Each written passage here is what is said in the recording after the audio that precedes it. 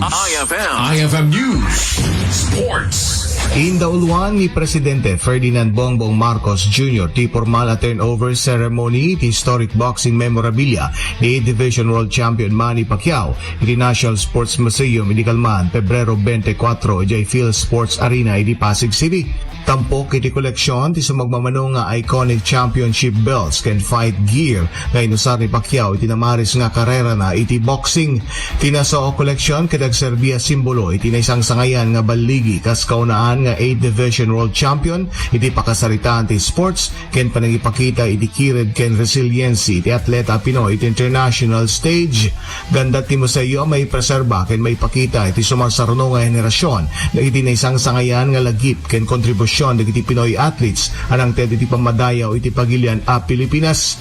Karaman dagiti maipan iti museo ket dagiti championship belt ken nagduduma nga fight gear kas iti Hatton shorts ken Margarito belt nga inusar ken nagun-od ni Pacquiao kadagiti kangrunaan nga laban na iti uneg ken ruar iti pagiliana.